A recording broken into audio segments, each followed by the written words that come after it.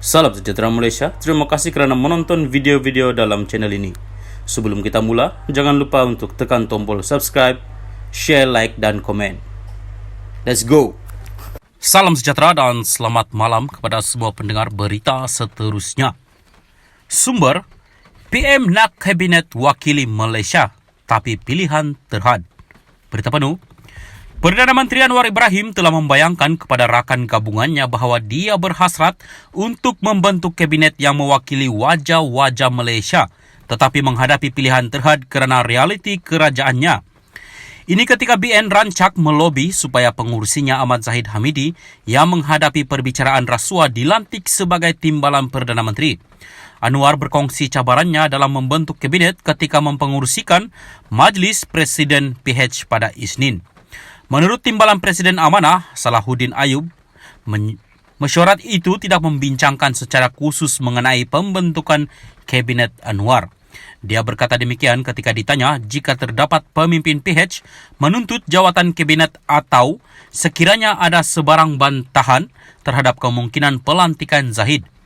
Kami tidak membincangkan kabinet baru. Anwar membuka mesyuarat dengan memberi taklimat kepada kami tentang apa yang telah beliau lakukan setekat ini, kata Salahuddin yang hadir mesyuarat yang diadakan di Ibu Pejabat PKR di Selangor. Salahuddin berkata pelantikan kabinet adalah hak prerogatif Perdana Menteri dan dia menjangkakan akan ada pengumuman esok. Tidak ada seorang pun daripada kami, pemimpin PH yang mempunyai petunjuk, tetapi saya fikir itu adalah perkara biasa bagi mana-mana PM. Begitu juga ketika Tun Dr. Mahathir Mohamad membentuk kabinetnya, kata Salahuddin. Parti komponen PH katanya hanya mampu menamakan calon menteri dan tidak menuntut jawatan tertentu. Sumber yang rapat dengan kepimpinan PH berkata, mesyuarat Majlis Presiden gabungan itu kebanyakannya berkisar mengenai urusan organisasi.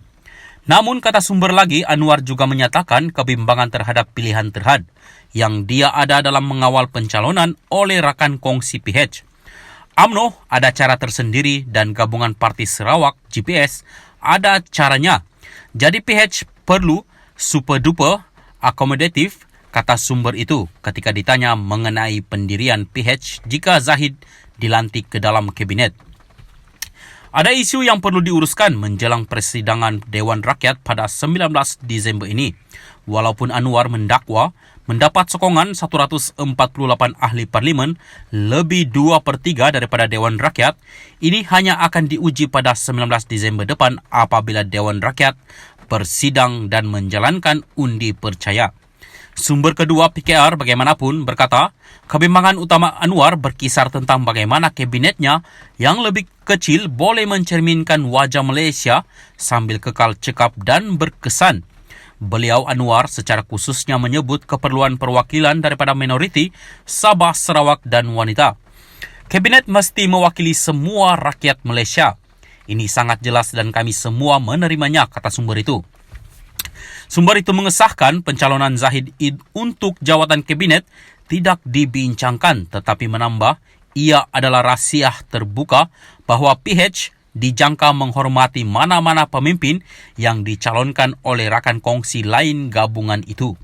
Spekulasi mengenai pelantikan Zahid serta ahli parlimen lain dengan pertuduhan rasuah yang belum selesai termasuk pemimpin PH telah menjadi semakin hangat beberapa hari selepas Anwar menjadi Perdana Menteri.